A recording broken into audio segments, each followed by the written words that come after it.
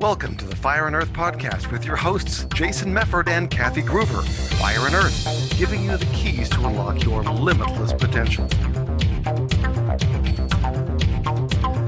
Welcome to another episode of the Fire and Earth podcast. I'm your co-host, Jason Mefford. And I am Kathy Groover. I don't know why I'm clapping right there. I don't know, but let's clap. I do that all the time. Like when I get excited or I start something, I clap. Little kids do that, right? They're like, hey! Yeah, well, and a lot of times I'll kind of rub my hands. Maybe we'll talk about that on another episode. Why we do our weird idiosyncrasies. Well, but sometimes our weird idiosyncrasies, there's things that we don't realize behind why we're doing it.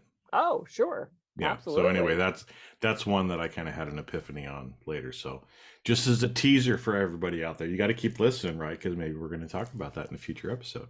We'll add that to our list. Cool. Yeah. Well, anyway, that is not what we're talking about today. No.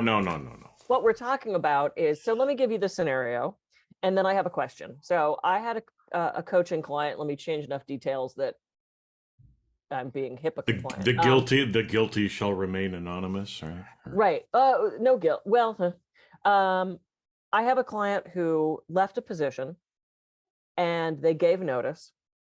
And before they gave notice, they downloaded a bunch of things off their work computer so that they could reference them for their future position. Mm-hmm. Okay. Not with any intent of, I'm going to take this stuff or I'm going to change the logo and use it in my new company. He did happen to go to the competitor. Mm-hmm. So as he gave his notice, his boss said, "Oh, I'm so excited for you. Where are you going?" When it was expressed where he was going, the boss kind of freaked out and said, "You're going to our competitor. I'm not real happy about that. Blah, blah, blah, blah, blah. Hey, make sure you don't take anything off the computer. You can get in big trouble for that." Mm-hmm. My client flies into a panic and realizes they basically just stolen intellectual property. And they're going to scan the computer and realize they took this stuff, right? Mm-hmm. So he calls me in a panic. He's literally in tears because he thinks he's going to jail or he's going to get sued or da-da-da-da. We brainstorm it. I said, look, my advice would be go to your boss right now and say, hey, I did this thing. I did not have nefarious intent, but, I just need to be proactive and say, hey, this is, something I did. What do you need me to do with this? I'm so sorry. I feel so stupid. In the meantime, he was talking to an attorney. I talked to a friend of mine who's an attorney and got all this info, got a name of this attorney that could help him. And we went like full blown type A, let's get it done, research. He goes into the boss, says what happened. The boss says, I'm so glad you told me. Thank you so much. I think everything's going to be fine. So my client had like 72 hours of not sleeping, not eating, panic, tears, because he thought he was going to get thrown in jail or, sued or intellectual property theft, whatever. My friend went and talked to all these attorneys and, we thought we were being proactive and handling this situation. Right. But now he simply went to the boss. The boss said, that's fine. Were we being too reactive or were we being proactive? And I was thinking about that this morning because we all kind of went into this, like, get it done kind of mode, kind of for nothing. But had we not done that and it didn't go so well, then we'd be behind the ball trying to figure out what to do. So it's like, I literally had this conversation this morning of, were we all being reactive or were we being proactive in talking to attorneys and me finding a friend and, all this kind of stuff? So what's your thought on that, Jason? Oh man. Well, my first thought was, as you're going through that, this is one of those things too, where it's the, the past, present, the future kind of thing too, right? So, so yes, the reality is, and I know more nerdy stuff behind the scenes on this kind of thing when I dealt with in corporations. So yes, the organization could scan his computer. Yep. They could determine exactly what happened. Now, if he was in a very highly sensitive position, their IT group might have that as like standard business procedure. Right. Reality is probably not, right? So the reality is his organization probably wouldn't proactively, right, scan his computer when he left. Okay. Right. But obviously, right, having his boss tell him, make sure you don't take anything with you, he started reacting the minute that that happened. Now, why was he reacting now instead of being proactive? Because he was concerned about future events, had fear and was afraid about future Yep. events that may or may not happen. And so, like you said, he went into this tailspin for 72 hours, right? You, your friend, the attorneys, everybody else starts getting wrapped around the axle, worried about all of this stuff, right? That I would consider to be reactive, right? Because his emotion went in the wrong place. Now, making the decision and the choice to go and tell the boss, that is proactive. Yep. Right. So that decision to have that conversation, I would say, is proactive. Yep. And did he need to have it? Well, again, I mean, people can argue back and forth about it, under strict rules. Okay. And so I'm not saying even ethics, I'm saying the rules. Yep. Which rules are not ethics, but they are under some ethical philosophies, which is crazy shit. But anyway, the rules would say that he should say something about it. He should confess. He should, do all that stuff. Great. Right. So if that made him, if he felt like he was obligated to do that just from his own personal integrity, yeah, that's being proactive. Yep. Right. And that's great on him. But like I said, the reality is those are the rules, but nobody usually enforces them. And it reminded me of early in my career. I worked at Arthur Andersen. We had some issues with Enron. The firm ended up going down. We got told the same thing, right? Do not take anything with you because, again, as a firm, we were concerned about potential litigation, other things like that could happen. And, the firms that we were being sold to didn't want us to, for them to have any liability. And so I was a very good boy, right? I left everything behind. Now, I will tell you that happened 25 years ago or however long it was. There are still a few things that I wish I had. I would pay thousands of dollars now for certain materials that we had. And not because I would use them nefariously, but as a reference point, because as my memory has faded, Yep. right, there's certain things that it's like, oh, if I could just look at those couple of graphics again, right, that I wish I had taken it with me. And again, it wasn't but see, back then I was more of a rule follower. Yep. Instead of now, I would have said, look, I'm not taking that to hurt the firm. Yep. I'm not going to use it at the new firm. But for me personally, my personal growth and development and the intention that I would have behind it, I would have no problem doing that now, right? Yep. But there are people, and the reason why those rules are in place is because people will take client lists and steal them and steal formulas and other stuff like that. And I totally get that. And if that's your intention and it's to harm, your former employer or benefit yourself financially, then I would say that's probably the wrong intention. But, like you said, your client didn't have any nefarious thing about it, but it shows what happens so much of the time as we react, being worried about what could happen. And it's like, oh shit, right? And so I'm going to jail. Yeah, for 72 hours, right, he was not in a good headspace that he could have avoided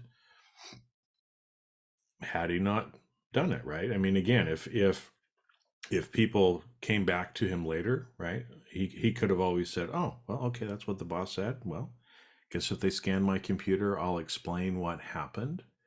And it was, again, the evidence would all be there. The times would all be there. Look, I did it way before. I didn't realize you told me here. Yep. Mea culpa. I'm sorry. Here's all the stuff. I'm not going to use it. That he could have chosen to do that as well. Right. Which to me looks worse. it You can, know, it if might months look go worse. if Yeah. months go by and they catch you and go, "Hey, did you take that stuff?" And you go, "Oh yeah," that looks so much worse than, "Hey, look, I took the stuff. I realize in hindsight there's some sensitive information that I probably shouldn't have. I realize that I'm going to the competitor. This looks terrible. Here's my delete it. Do whatever you need to do with it." So okay, so proactive going to the boss, absolutely. Mhm. Talking to an attorney, proactive, because he wanted advice on what to do, right? What Yeah. is Yeah. my, so proactive in that way. But can you be proactive in a reactive way? Can you jump the gun and step too forward? Suddenly, you've retained an attorney and you've got a team and you don't even know that anything's going to happen yet. Where does proactive turn into reactive? Well, I think to me it's that time frame difference, Okay. right? So the minute that you jump from the present moment and are making choices based on the future that is not yet, Okay. I would think that you start reacting to your fears of the future as Mhm. opposed to proactively making choices about what is in the present moment. But what if you don't, I mean, we don't know what the future is going to be, right? So, Yeah. we have to, we were just, before we got on the air, we were talking about my little mouse pad that is Mm-hmm. so this right here, right? Call health insurance, right? Oh, Covered geez, I got to do California, that too. Yeah, yeah, I right? got to do That was that my too. exact reaction. God. This was on 4 different pieces of paper as because I'm like, I don't want to fucking call them. It's going to take forever. It's going to be a nightmare. It's always a pain in the ass. And so yesterday I looked at my list and I went, that's all that's left. You just have to pick a plan. Set aside an hour. How long? And I build it up in my head Mm-hmm. that it was going to be this nightmare, right? So I'm on hold, maybe 10 minutes. I'm also on chat thinking, who's going to get to me first? Being proactive. Mm-hmm. When answers, I said, hey, I just need to pick a different plan. Okay, what's your number? Okay, great. All right. Oh, you want to do this? Okay. Let me just let you listen to our, disclaimer. Da da da. Okay. All right. Well, thanks so much. Have a great weekend. And I was like, 5 minutes, you were done. Boom. 5 minutes, we were done. So what is it? Plan for the worst, expect the best kind of thing. So where does our planning for, oh my God, this could be a nightmare, I better pack a lunch, where does the planning get to a point where it's too much? We'll see, and I think that's where it's because I deal with this in risk management, right, with organizations as Sure. well. And I think, I joke that most people don't do risk management. They do either risk mitigation or risk reaction. Yeah. Okay. Okay. So there's nothing wrong with having things in place for future not necessarily inevitabilities, but insurance, your health insurance is one of those, right? Absolutely. So you don't know what's going to happen. I mean, I have been healthy forever. I would not have health insurance because what we have to pay for the premiums versus, I know you got the sticker shock like I did too, right? It's like Yep. I'm paying more in insurance than a low income family makes for the whole fucking year. Yep. Something is wrong with our healthcare system, Yep. right? And it's shitty coverage. I mean, And it's my very plans shitty here, coverage, very oh, shitty coverage, very horrible. shitty Yeah. coverage. It's almost not worth having. Yeah. So, so I look at that and I say, well, but for my wife, right? She is concerned about, and rightfully so, if there's some major thing that happens, we get in a car wreck or, some major thing happens, it can literally bankrupt people. I mean, Absolutely. you can have $500,000 in healthcare costs very quickly. Yep. So I get that. I understand that, right? But what's the intent and your feelings behind doing it as well, right? Is if you're making smart choices, just so in case things might happen, you're okay, right? But you're not placing a bunch of, oh my gosh, I'm going to get cancer if I don't have insurance and Mhm. right? Then to me, I think you're still kind of reacting and purchasing the insurance out of fear Yep. instead of being proactive in it, right? Yep. And so again, it's especially recently, I mean, your intent is the thing that is so important and the basis behind Yep. being virtuous. Like the Greeks talked about living a virtuous life. In fact, virtue ethics comes from them in the modern world. Yep. That it's really, so much of it is kind of based on that and what your intention even is. So even if we rewind to your client, Hmm. again, where, well, again, if his intention is not nefarious, but then they find out and they question him afterwards, it seems worse, right? Yep. Because the reality is all of our actions are judged, usually unfairly, by other people who don't have all of the information and Yep. who usually misinterpret our intention. Absolutely. So if we're concerned about what others think or what others say, and therefore we choose to do something to try to avoid those things, Yep. I would argue that we're still being reactive, even though we think we're being proactive, because it's that reaction to what we think might come in the future that causes us to do something today. Right. Well, I'm going to give the flip side of that. So proactive, could be, all right, I'm going to talk to my boss to ask for a raise. Okay, if he says no, what am I going to say? If he says yes, how am I going to react? If he says maybe, what am I going to say?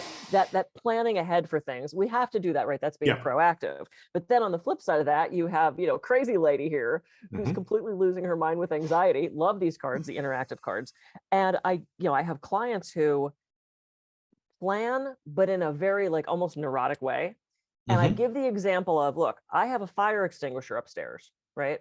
Eric and I live in a loft where there is one way out. The windows are too small. It's probably a violation of some code, frankly. We can't get out of our upstairs. So if there would be a fire down here, we're trapped up in the loft, sure death. Okay. So I thought about that one day. I'm like, and I kind of, I'm like, wow, like we can't get out of here if something goes wrong. Mhm. So I got a fire extinguisher that lives upstairs. I got us 2 fire blankets that we could wrap around ourselves and fire gloves. Mhm. So if God forbid something would ever happen, that we're upstairs asleep, this place catches on fire and we're trapped up there, we can go down with the fire extinguisher, wear the gloves, wrap the blanket, get out of the house. Mhm.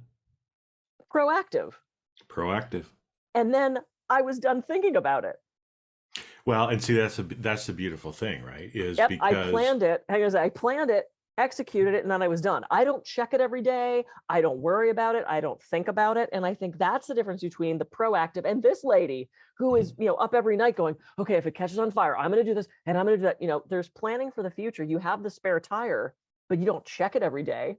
Yep. That's where it becomes that reactive place and that fear projecting into a future that's unknown versus being proactive and planning for something that might or may not happen. Well, and it's in doing those little things along the way help you to be able to ease your mind, Yeah. right? Because again, it's having health insurance, having the fire extinguisher and the blanket. It's You've proactively made a choice of saying, "Hey, you know what? This scenario could happen. I'm not going to will it. I'm not going to Yeah. worry about it, but I'm going to do what I can today in case that happens. Yep. But I'm going to prepare myself, and then I'm not going to think about it anymore." Yep. Right?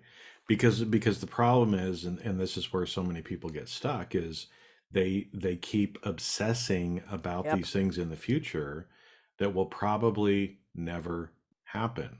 Right? And so again, at that point, you can either say, fuck it completely, I'm not going to do anything, I'm not getting the fire extinguisher, I'm not going to worry. If fire happens, take me, it's my time. Right? There's some people that say, Wow. well, there's No, some I know, people but it's like, that are oh, on that extreme, it took a right? dark turn. Well, and there's other people who, like okay, take the precautions that seem prudent. If it happens, we're going to be fine. Yeah. We're going to be fine because we've taken some precautions, but I'm not going to think about it, Yeah. right? And then there's other people who even take the precautions, but then they keep obsessing about it. Yeah. did I turn off the gas? Oh my gosh, what happened? Right? And they just keep going and going and going and going and going and going, right? And those people are constantly, again, living in that fear of the future. And so they're continually reacting. Maybe it's almost like a proactive choice or decision. You kind of make it and then you just let it go too, Yep. right? I mean, it's like, and then when the next thing presents itself in the present moment, you're going to make another proactive choice. Yep. But you're not going to mind fuck yourself, for 72 hours Right. for something that's probably not going to be an issue. And hey, I know I do that. I do this myself, Yeah. right? I do this myself. I've had lots of those 72 hour or 1 or 2 week periods where something comes up and I'm like, Brains. Brains. Well, and this is why we have, fire drills in school. Mhm. And this is why we know where our little boats are on the cruise ships so that we don't have a little Titanic incident. This is why we plan this stuff out. And I started to realize it's like, in school, we had fire drills like all the time, right? Mhm. And I was just, as I was thinking about it, I realized, yeah, it's not only just to inform everybody, this is where you line up, this is where you go, this is where we're meeting. It's also, if you drill it at a time where there's not an actual emergency, you're going to be, sort of conditioned to respond in a way that's not, as opposed to if you've never done one before and a fire alarm goes off and you're a frantic mess. It helps condition us to respond in a calm way because that's what we've always done. Yeah, it does. And there's actually been a lot of research done on that in kind of business continuity disaster stuff. And that's exactly right. Because you've been conditioned, right, subconsciously in those kind of situations, your consciousness shuts off usually. Yeah. And Right. you go back to your subconscious. But what happens is because of that conditioning, people just know what to do. They just do it, right? I mean, if you've ever been on an airplane or any other place like that where there's been some sort of an issue, right? People know what to do. And I use the airplane example because people are usually horses' butts, on the airplane. People are rude, they're pushing and shoving and doing a lot of stuff too. But whenever incidents like that have happened, almost everyone remains calm. Yep. And they just they follow the instructions of the flight attendants. They just do what needs to be done. And that's why when airline incidents happen, typically everybody or most people are saved. There's not, it's we do it all right. And again, it's because we've taken some proactive measures before. We know what to do in case it happens, but we're not going to worry about it. Every time I got on an airplane, I wasn't thinking about it crashing. Right. Of course. But there are some people that do. Absolutely. Absolutely. Well, and to that point, it's interesting. So we all also have a very different personality, right? And in the case of catastrophe, there are so many people who are going to go passive in that. They're going to feel helpless. They're not going to know what to do. They're going to shut down. They're going to do the freeze as opposed to fight or flight. And the people who rise to the top as natural leaders, who maybe it is the flight attendant, maybe they've all been knocked unconscious because the poison in the coffee from, whatever it is. But, someone's going to rise to the top and be a leader that everybody goes, okay, great, listen to him. I think about oh my God, it's the movie with the ship that turns upside down and they're trying to get off of it. Is it not the Lusitania? It's an old movie. But there's sort of a battle between two leaders, right? One is like, we need to go this way. And the other one goes, that's stupid. We need to go this way. And you see these like few passengers who are left kind of stuck in this moment of, I don't know who to follow. Like they both seem like they know what they're doing, and they all end up going one way and blah, blah, blah. Poseidon Adventure. Poseidon. I think it's no, that can't be right. I don't know. Anyway, it's like a movie from the 50s and they're all on this like luxury liner and it crashes and the boat flips upside down. So they're trying to get up to the top, which is the bottom. And I can't remember the name of the movie. Very famous people. Anyway, but they're torn, everybody else kind of shuts down and they're torn between, okay, they're both telling us something and they're in conflict and we don't know what to do. It's a fascinating psychological study of who do you believe, who do you trust, who do you choose? Yeah. Because most people aren't going to step up and be leaders. No, very few do. Yeah. Yeah, interesting conversation. All right. Hmm. I'll go find what that movie was because it's going to drive me crazy now. I don't know. Anyway, yeah. So interesting. Yeah. Proactive versus reactive, staying present, not fatalize, planning for the future, but not obsessing over it or fatalizing about it. And, you know, this is why we have fire alarms, smoke detectors, health insurance, car insurance, Yep. prenups. Yep. I don't have one of That could be a whole nother episode. those. The prenup episode? Yeah, we could do that. How to get through a marriage, how to get through a divorce. Oh, surviving divorce. That would be an interesting one. Anyway, we don't have to talk about that now. So anyway, that was cool. So yeah, think about when you have these reactions, is there a way you can respond instead? Can you take a pause to be proactive and not reactive? Because we've all done it. You know, like I do this for a living and I still get reactive. So, you know, we're all human. Well, yeah, and it's probably, you know, some of the things again like that. If you're obsessing about something, you're probably reactive, right? And so again, that's a time to do a little timeout for yourself once you're aware of that and realize, now hold it, am I making a mountain out of a molehill? Is this really that big of a deal? Have I already done what I could do in the event this happens? And if we do, then just let it go, right? You've got your fire extinguisher, you've got your fire blanket, don't worry about it, right? Yeah. Just when I got audited by the IRS, which I do not recommend, by the way, I was freaking out. I mean, I was absolutely this lady for like the 6 months that we were going through it. And my dad's girlfriend, Carol, I was talking to her and I was kind of freaking out. And she said, Kathy, she said, can I ask you a question? I said, yeah. She said, so what's the worst thing that's going to happen? Like, what's the outcome of this going to be? And I said, I'm probably going to owe some money. She goes, okay. Do you have the money to pay them? And I said, probably not. It depends on how much. And she goes, okay, so if you have it, what are you going to do?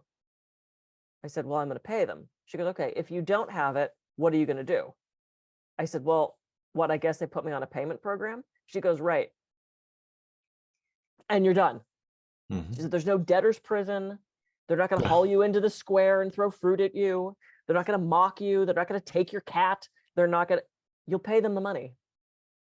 And just that rational, like, oh yeah, like either I pay them or I pay them over time. I don't want to, and it sucks. And I did screw it up. And I was afraid they were going to think I did it on purpose, which I didn't. It was a complete error of my math because theater major. But it was just her rational thought of what's the worst thing? I'm going to give them money. That was it. And I realized, oh my God, I'm completely overreacting to this thing. Is it scary? Yes. Was it time consuming? Was it expensive? Absolutely. But I wasn't going to be thrown in jail. I wasn't going to be executed. I wasn't going to be mocked publicly. I was overreacting. Yeah. Which we've talked about that before in other episodes, right? Yes, we have. I think a lot of times that's what we end up doing. Yeah, absolutely. Absolutely. Cool. So everyone, examine what you're doing. Are you being proactive or reactive? Take that pause. Take the steps you need to do to make your life easier and better, and then let it go. Let it go. Let it go. Oh God. Singing again. We have to go. All right. We have to go.